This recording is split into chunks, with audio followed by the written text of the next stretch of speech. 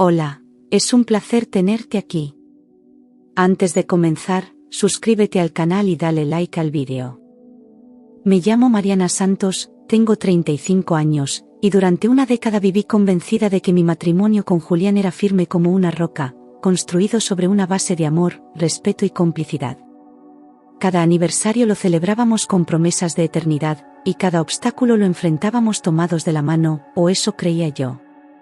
Me enorgullecía de nuestra historia, de cómo habíamos empezado con poco y juntos habíamos levantado una vida decente, sin lujos, pero llena de cariño. Nunca sospeché que detrás de su sonrisa existía otra verdad, algo que permanecía oculto bajo años de convivencia. La rutina, las risas, los desayunos en domingo, todo parecía parte de un amor verdadero. Hasta que un día, una frase dicha a espaldas mías rompió todo el espejismo. Vivíamos en una casa que yo había heredado de mis padres, una propiedad antigua pero llena de recuerdos, con jardines cuidados por mí misma y paredes que todavía guardaban el eco de sus voces. Nunca imaginé que esa casa, ese lugar sagrado que me había visto crecer, se convertiría en el centro de una codicia silenciosa.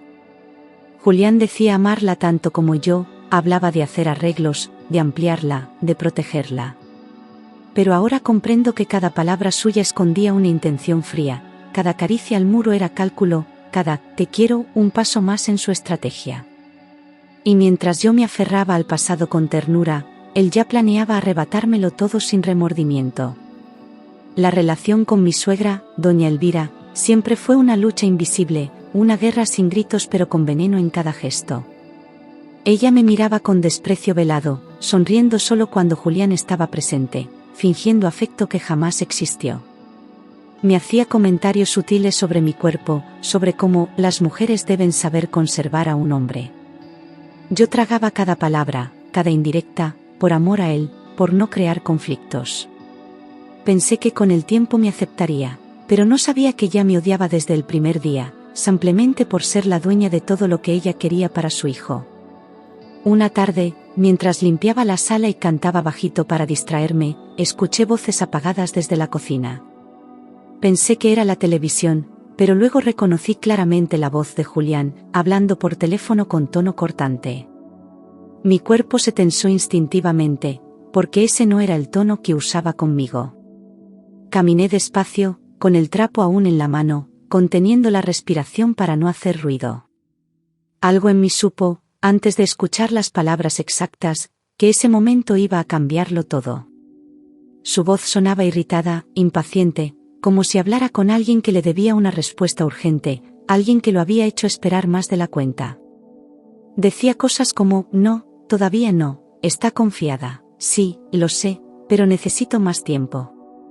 Había un nerviosismo en su forma de hablar que no había escuchado nunca, un control frío, como quien da órdenes. Me quedé paralizada junto al marco de la puerta, sin atreverme a cruzar, temiendo que el suelo bajo mis pies se partiera en dos. Julián no sabía que yo estaba en casa, que había regresado más temprano del trabajo.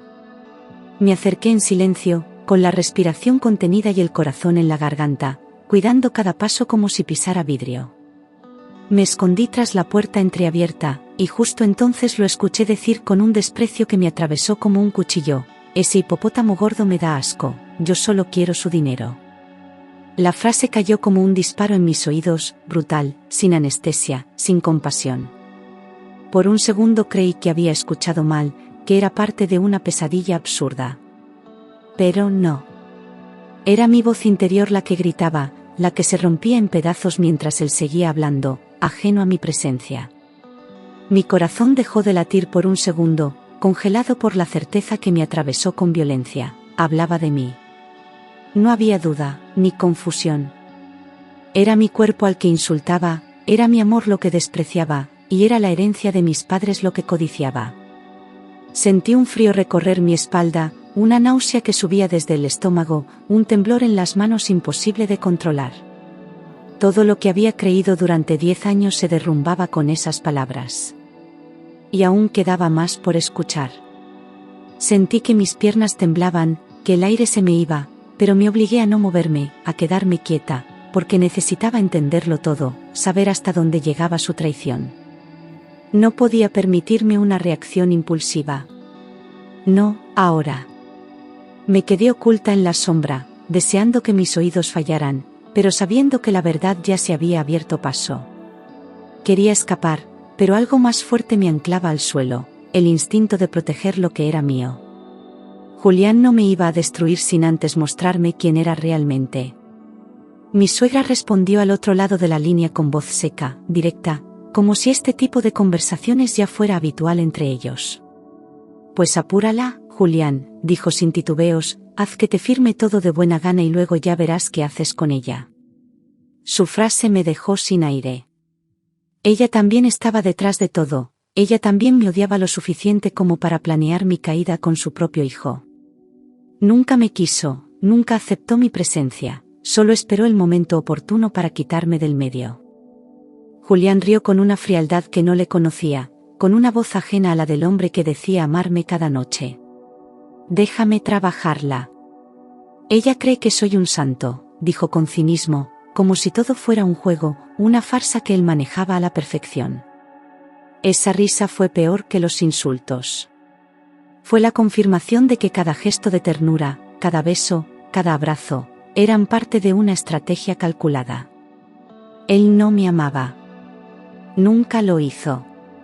Solo me toleró hasta que el dinero estuviera a su alcance. Tragué en seco. Nadie me había humillado así en toda mi vida, ni siquiera en los peores momentos de mi infancia. No era solo el dolor de la traición lo que sentía, era el asco de haber compartido mi alma, mi cama, mi historia con alguien que me despreciaba en secreto. Me llevé la mano al pecho, intentando detener los latidos acelerados, como si pudiera contener el derrumbe emocional. Pero no lloré. No, aún. Algo dentro de mí, herido pero firme, empezó a levantarse lentamente. Porque entendí que el llanto podía esperar, pero la verdad, no.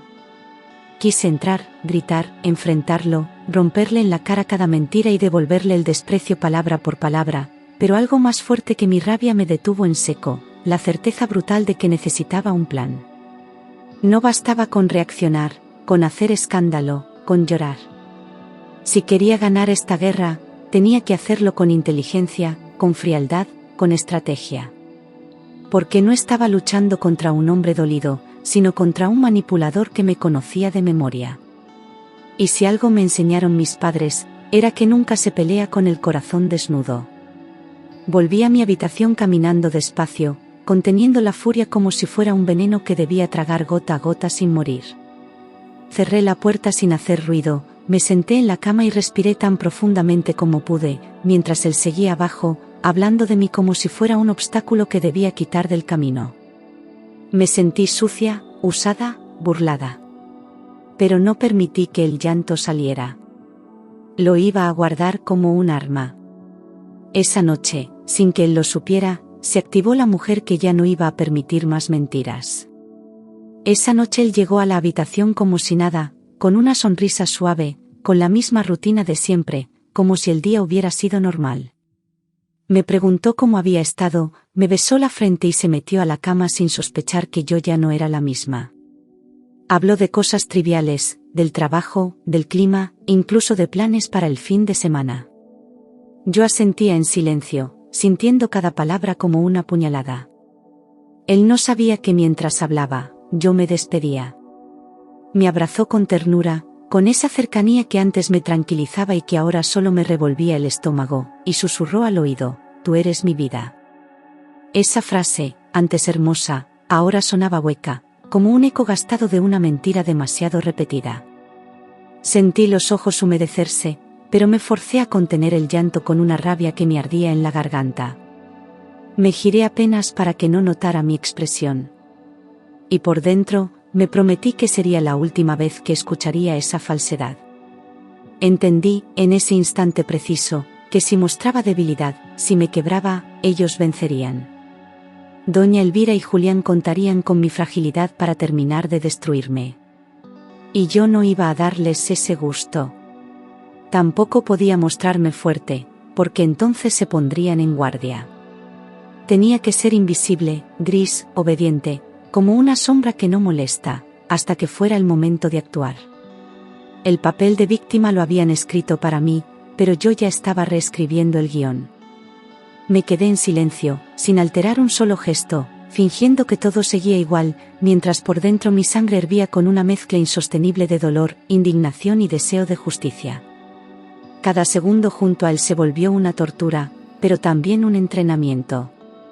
Me observaba a mí misma desde fuera, aprendiendo a dominar mis reacciones, a tragar el veneno con dignidad. El silencio se volvió mi mejor aliado. En cada palabra que no dije, en cada lágrima que no solté, fui construyendo mi escape. Pasé la noche en vela, mirando al techo, recordando cada detalle, cada mentira, cada mirada de complicidad entre Julián y su madre que yo había ignorado. Los gestos que antes me parecían inocentes ahora tenían otro significado, y todo lo que creía seguro empezó a volverse cenizas en mi memoria. No dormí, no quise cerrar los ojos, porque el dolor me mantenía despierta, alerta, viva. Y con cada pensamiento, con cada pieza que encajaba, mi decisión se hacía más clara. Ya no había vuelta atrás. Amanecí con los ojos hinchados, el cuerpo exhausto y la mente firme como nunca. Me miré al espejo sin reconocerme del todo, pero con la certeza de que esa nueva mujer, aunque rota, era más fuerte que la anterior. No iba a permitir que me redujeran a un objeto de utilidad. No iba a seguir fingiendo. Y mucho menos iba a dejarles mi dignidad sobre la mesa como parte del botín. Ese día decidí, yo no iba a ser su premio. Yo iba a convertirme en su peor error. Mientras él se duchaba, con el agua cayendo ruidosamente como una cortina que lo aislaba del mundo, me dirigí al armario del estudio donde guardaba mi caja fuerte personal. Saqué la llave que siempre llevaba colgada en el llavero de mi padre y abrí la puerta de acero, con manos que temblaban levemente por la mezcla de nervios y adrenalina. Allí estaban mis papeles, intactos, protegidos, lejos del alcance de Julián. Él nunca supo que había cosas que jamás compartí. Y eso era lo que ahora me daba ventaja. Allí estaban los títulos de propiedad de la casa, los extractos de las cuentas bancarias a mi nombre, los documentos firmados por mis padres cuando aún vivían. Todo estaba legalmente a mi favor, sin espacio para manipulaciones ni reclamos. Era como si, sin saberlo, me hubieran dejado también un escudo. Me senté en la silla, con los papeles sobre las piernas, y por primera vez en horas, respiré. No estaba indefensa. Tenía las herramientas. Y ahora, solo necesitaba el coraje. Respiré hondo, como si el aire de esa habitación pudiera darme fuerza, y entendí que tenía en mis manos mi libertad, no solo legal, sino emocional. No se trataba solo de salvar lo que era mío, sino de recuperar lo que había perdido sin darme cuenta, mi voz, mi dignidad, mi decisión. Ya no me temblaban las piernas, ya no dudaba de lo que había escuchado ni de lo que debía hacer. Por primera vez en mucho tiempo, tuve claro que no iba a pedir permiso para escapar. Iba a hacerlo por mí, aunque él no lo supiera todavía. Cuando él salió del baño, con la toalla en la cintura y el cabello goteando, me abrazó por detrás con esa familiaridad que solía tranquilizarme, pero que ahora solo me crispaba la piel. Yo no reaccioné. Apenas murmuré, voy a salir un momento, con un tono tan neutro que no levantó sospechas. Su cuerpo contra el mío ya no me decía nada, y mi voz ya no temblaba. Me limité a tomar mi bolso, mirar hacia adelante y salir, sabiendo que la próxima vez que cruzara esa puerta, no sería para volver. Ni siquiera preguntó a dónde iba. No le importaba. Estaba tan confiado, tan seguro de que me tenía dominada, que ni se molestó en mirar la hora o en cuestionar mi actitud. Su desinterés fue casi un regalo, una última confirmación de que yo no existía para él como persona. Solo como recurso. Salí de esa casa con pasos firmes y el alma contenida, decidida a dar el primer golpe sin que él siquiera supiera que estaba en juego. Fui directamente a la inmobiliaria que mi padre siempre recomendaba, una pequeña oficina de fachada modesta pero con una reputación impecable. Él siempre decía que, si algo pasa, ve con los que conocen tu historia, y yo, aferrándome a esa memoria, crucé esa puerta con el corazón apretado. El agente me recibió con una expresión de sorpresa, pero también de preocupación al ver mi rostro. No tuve que explicar mucho. Con solo verme, supo que algo grave me había traído hasta ahí. Me atendió con gentileza, preguntándome si quería agua, si estaba bien, pero yo solo le pedí una cosa, que pusiera mi casa en venta de inmediato, sin decírselo a nadie. Él parpadeó, dudó unos segundos, y luego asintió, comprendiendo que no era momento para consejos. Me pidió los documentos, los revisó con rapidez, y en pocos minutos empezó el trámite. Sentí un nudo en la garganta mientras firmaba papeles con mi apellido de soltera. Era como firmar una despedida. Él intentó convencerme de esperar, de pensarlo bien, de no actuar impulsivamente, pero mi decisión ya no tenía marcha atrás. No era rabia, era lucidez. No había espacio para dudas cuando la mentira te destruye desde adentro. Le agradecí su preocupación, pero le dejé claro que no estaba huyendo, estaba eligiendo. Y que cada minuto que me quedara en esa casa, era un minuto más que le regalaba a alguien que no lo merecía. Para mi sorpresa, apareció un comprador interesado en cuestión de horas, un inversionista que conocía la zona y ofrecía 5,4 millones en efectivo por la propiedad. Era más de lo que imaginaba, y aunque en otro momento habría dudado, ahora lo vi como una señal. El destino me estaba dando la oportunidad de cerrar el capítulo sin dejar puertas abiertas. El agente me miró como esperando una reacción, pero yo solo asentí, con la determinación intacta. No necesitaba tiempo. Necesitaba salir. Firmé los papeles con las manos temblando, pero con el alma firme como una muralla. Con cada firma, cortaba un lazo, rompía una promesa falsa, me arrancaba de una vida que había sido mía solo en apariencia. No, lloré. Ya no. Porque en ese acto legal y silencioso, estaba tomando control de mi historia. Y en mi cabeza solo repetía una frase: no le voy a dar el gusto de destruirme. Después fui al banco, sin detenerme, sin mirar atrás, como si el aire mismo me empujara a seguir con ese impulso irreversible. Pedí vaciar todas mis cuentas personales, las que él no conocía, las que jamás compartí. El gerente me reconoció, me saludó con cortesía, y luego bajó la voz al ver mi expresión. No hubo preguntas. Solo procedimientos. Y cuando me entregaron el comprobante, supe que había recuperado lo que era mío. No dejé ni un centavo. Cerré cada cuenta con la frialdad de quien ha dejado de esperar justicia y ha decidido hacerla por sus propios medios. Ese dinero era fruto de años de trabajo, de herencias que cuidé como si fueran promesas de mis padres, y no iba a permitir que terminara en manos de alguien que solo me usó. Cuando salí del banco, sentí el peso del pasado soltarse, como si por fin pudiera caminar sin cadenas. Me dije a mí misma que ese era el principio de todo lo que vendría. Regresé a casa justo antes de que Julián volviera del trabajo, aún con los papeles guardados en el fondo de mi bolso, como un secreto caliente contra mi pecho. Entré como si nada, saludé con una sonrisa tenue, y me encerré en el baño unos minutos para recomponerme. Sabía que tenía que actuar con la misma naturalidad de siempre. No podía permitir que ni una grieta en mi voz delatara lo que estaba a punto de hacer. Cada gesto tenía que ser perfecto. Él ni sospechaba que ese sería nuestro último día bajo el mismo techo. Me contó su rutina diaria con la misma confianza de siempre, se quejó del tráfico y de un cliente difícil, y yo asentía, como si todavía me importara. Lo observaba hablar, gesticular, servirse agua, como si fuera un extraño que acababa de entrar en mi cocina. Esa noche ya no lo miraba con dolor, sino con distancia.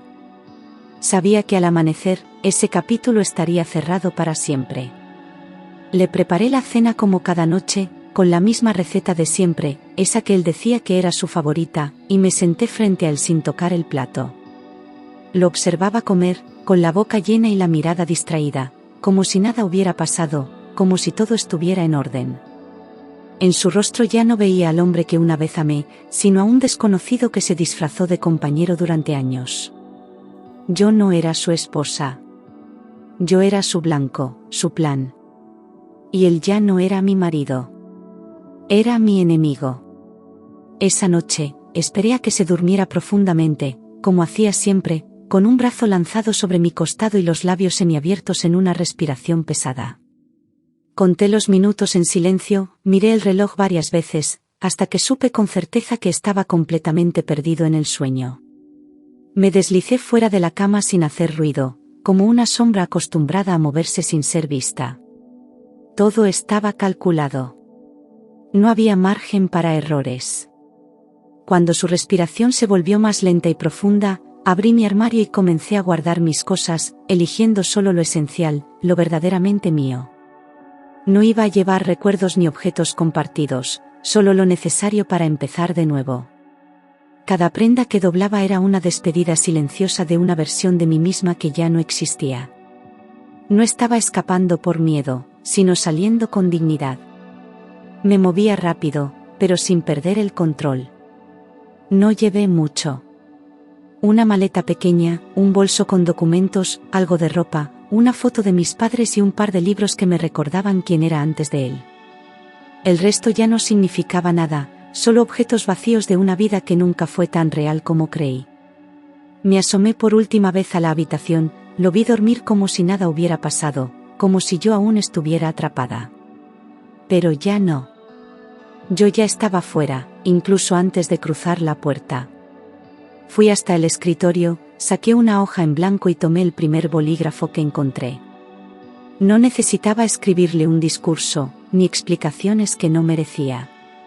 Solo escribí una frase que lo resumía todo: gracias por mostrarme quién eres. No firmé. No añadí más.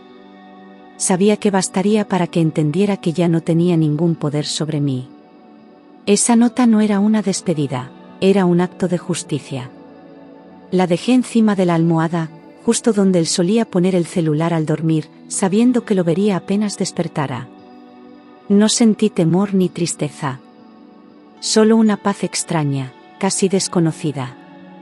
Apagué la luz de la habitación por última vez, como si cerrara el telón de una obra donde actué por demasiado tiempo. Me giré sin mirar atrás, porque ya nada de lo que quedaba ahí podía tocarme. Lo que importaba, ya iba conmigo.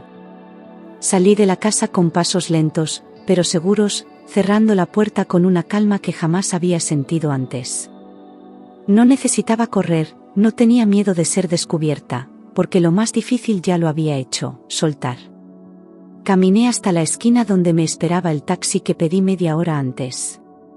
Subí sin decir palabra, solo le di la dirección al conductor: un hotel discreto en las afueras.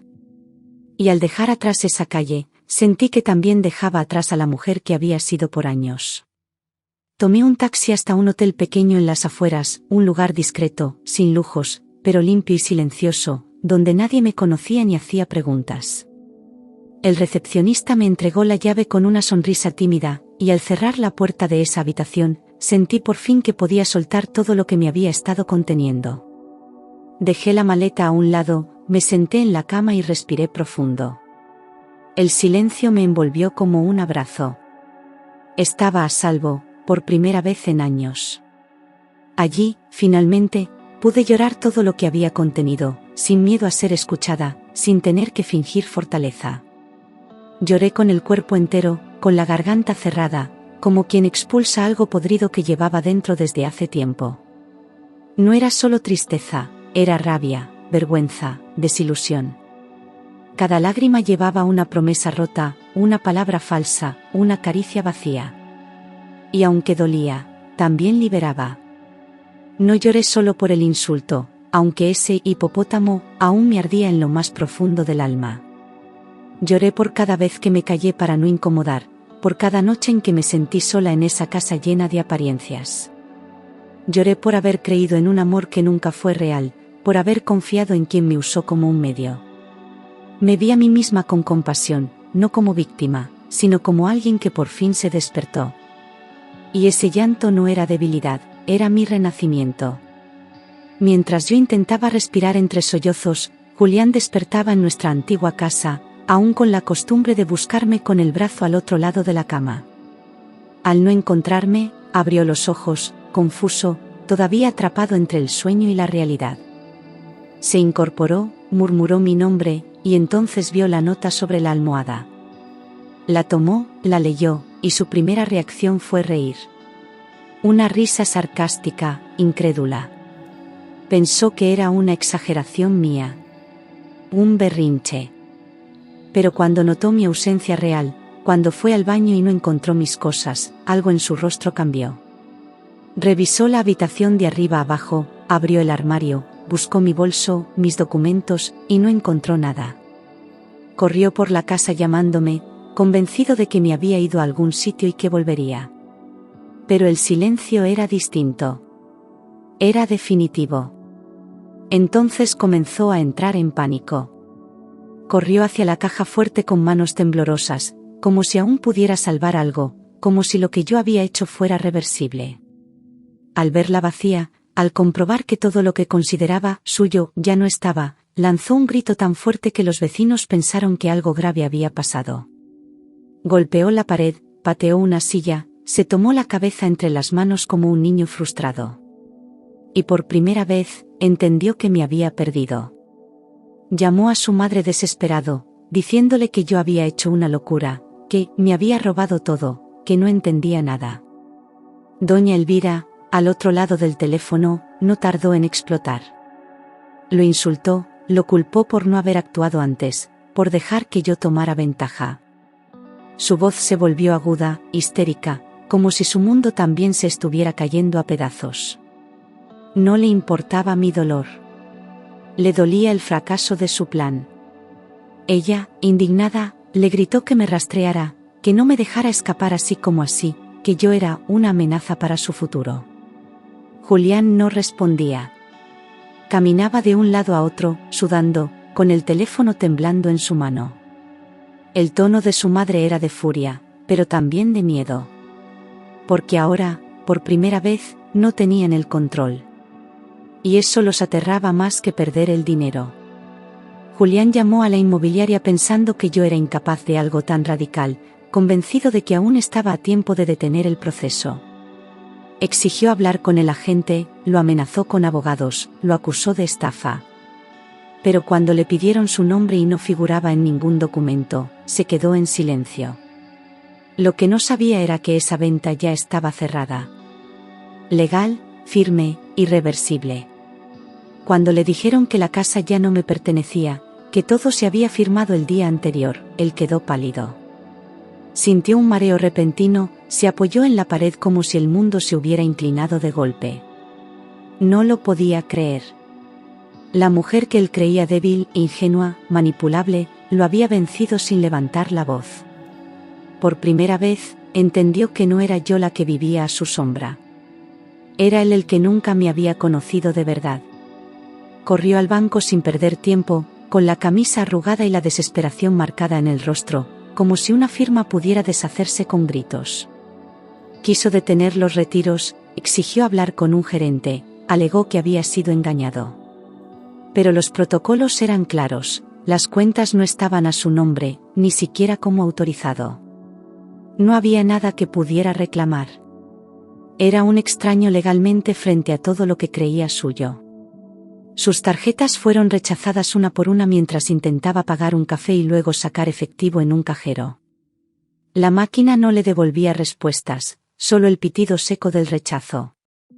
Se quedó mirando la pantalla como si pudiera cambiarla con su furia, apretando los dientes, sudando. Por primera vez, sintió el vacío que deja no tener el control. Y ese vacío era insoportable para alguien como él. Entre rabia y desesperación, comenzó a construir una historia, una versión que lo mostrara como víctima. Decía que yo estaba confundida, emocionalmente inestable, que seguramente me había dejado llevar por algún impulso. A quien quisiera escucharlo, le repetía frases vagas, mezcladas con dramatismo fingido. Incluso llegó a insinuar que yo estaba enferma. Pero en sus ojos se notaba el miedo de quien ha perdido algo irrecuperable. Pero nadie le creyó. Ni sus amigos más cercanos, ni los vecinos, ni los colegas del trabajo. Todos sabían quién era yo, conocían mi carácter, mi historia, mi integridad. Y aunque algunos fingieron sorpresa, en el fondo no estaban tan impactados. Julián tenía una máscara muy bien puesta, pero las grietas siempre estuvieron allí. Solo que nadie se atrevía a hablar, hasta que explotó. Mientras él se hundía en explicaciones vacías, yo me reunía en silencio con un abogado que había sido amigo de mi padre. Le conté todo con calma, sin dramatismos, pero con detalles precisos. Él me escuchó en silencio, tomando notas, sin interrumpirme. Cuando terminé, respiró hondo, me miró fijamente y dijo: «Vamos a cerrarle todas las puertas». En sus palabras encontré algo que no sentía desde hacía tiempo: respaldo. El abogado, al escuchar mi relato completo, me dijo que había visto muchos casos de manipulación, pero ninguno tan cruel y meticuloso como el mío. Me aseguró que no permitiría que Julián encontrara una sola grieta para atacarme legalmente. Trabajó con rapidez, con rigor, revisando cada documento, cada movimiento que yo había hecho. Me sentí protegida, acompañada. Ya no estaba sola en esa batalla. Preparó todos los documentos con una eficacia que me sorprendió, cuidando cada cláusula, anticipando cada posible intento de sabotaje. Me explicó mis derechos, me mostró las opciones y no dejó espacio para dudas. Con cada firma que estampaba, sentía que recuperaba un trozo de mí misma. Él no solo estaba preparando un divorcio. Estaba blindándome del pasado. Estaba ayudándome a cerrar un ciclo sin dejar heridas abiertas. También me pidió que cambiara mi número de teléfono, mi dirección, y cualquier información que Julián pudiera utilizar para rastrearme. Me ayudó a abrir nuevas cuentas, a registrar mis datos en una base legal protegida. Me explicó que un hombre como él no aceptaría la derrota fácilmente. Y tenía razón. No bastaba con escapar. Había que desaparecer de su mapa emocional y práctico. Solo así estaría verdaderamente libre. Esa noche, por primera vez en años, dormí sin miedo. No hubo sobresaltos, ni pesadillas, ni esa ansiedad que me acompañaba cada vez que escuchaba la llave en la puerta. El silencio de la habitación era distinto al de mi antigua casa. No era tenso ni pesado. Era un silencio limpio, que envolvía. Y me dormí sintiendo que el mundo, finalmente, se había abierto para mí. Al día siguiente, mi abogado le envió a Julián la notificación oficial de divorcio, con todos los términos detallados, sin espacios para negociaciones. Fue un golpe directo, preciso, sin advertencias ni suavidad. Ya no había lugar para súplicas ni segundas oportunidades. Era una ruptura legal, emocional y definitiva. Y esta vez, no iba a volver atrás. Julián intentó llamarme por todos los medios, usó su número, luego el de amigos, incluso números desconocidos, dejando mensajes que oscilaban entre la súplica y la rabia. Pero yo no contesté ninguno.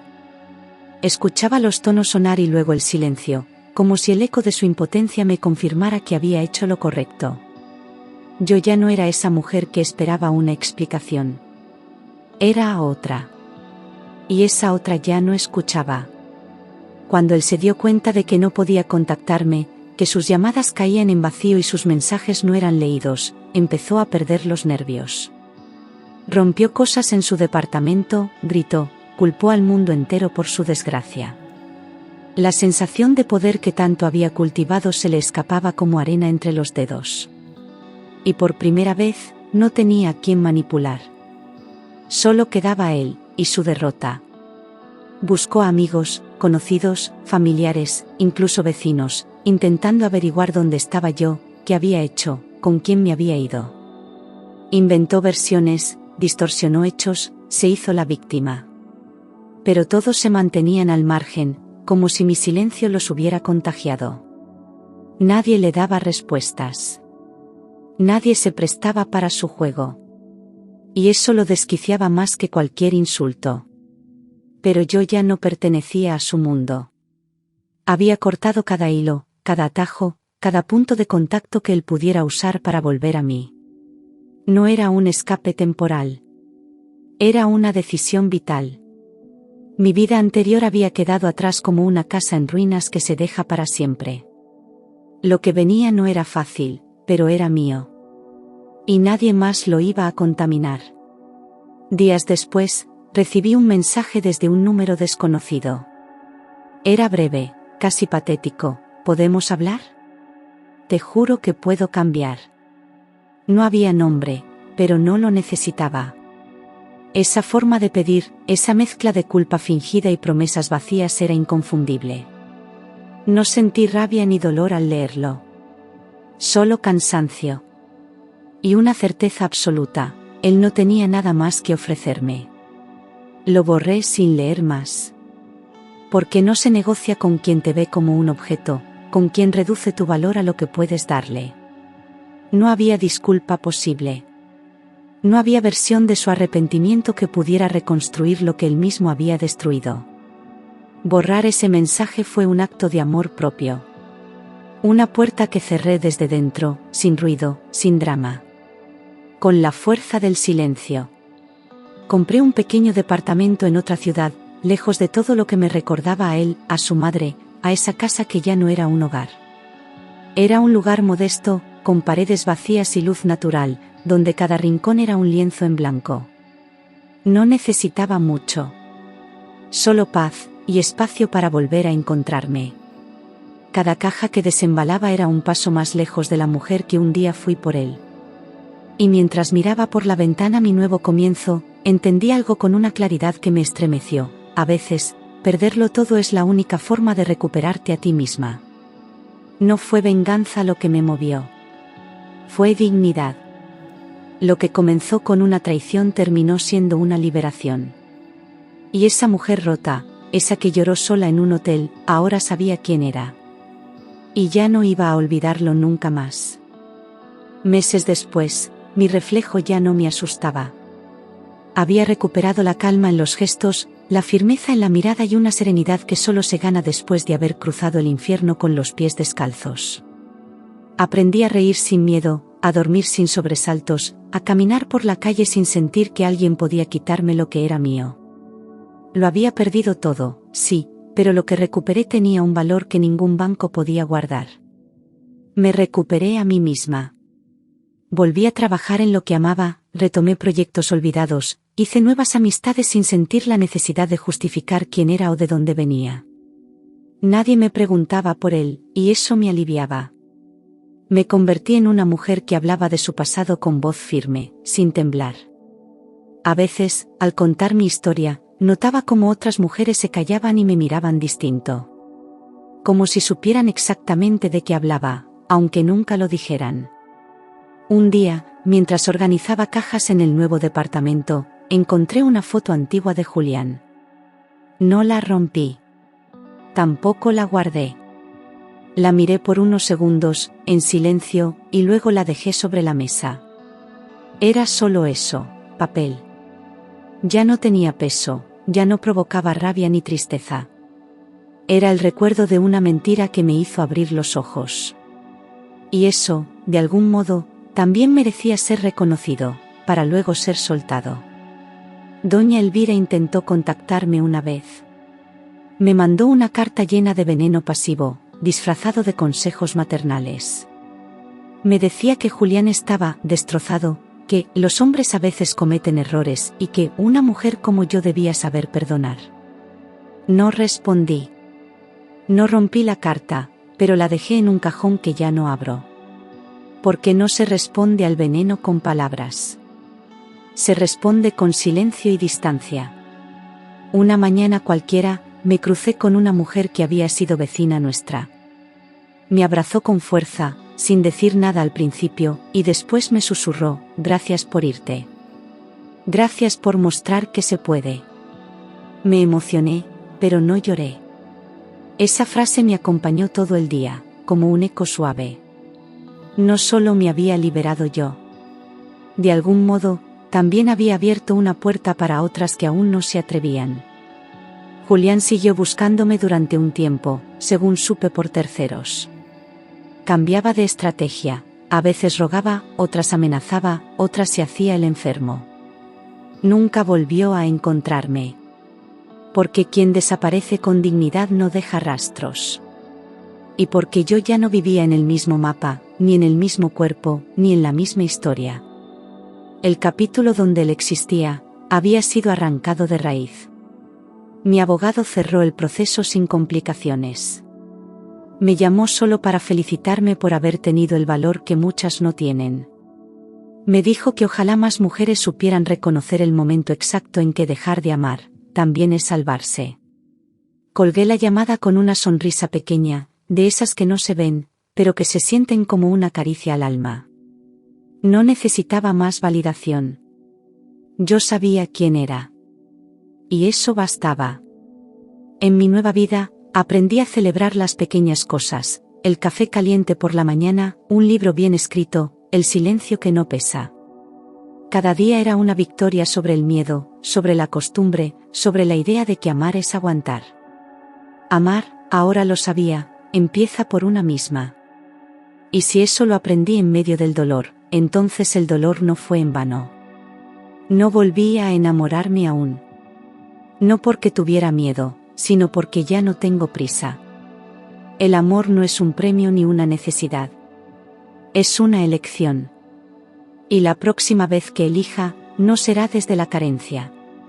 Será desde la plenitud. Porque ahora sé que la soledad no mata. Lo que mata, es vivir al lado de alguien que te apaga. Y así terminó mi historia con Julián. No como una tragedia, sino como una resurrección. No con un adiós lleno de llanto, sino con un hasta nunca, envuelto en libertad. Él creyó que me rompía.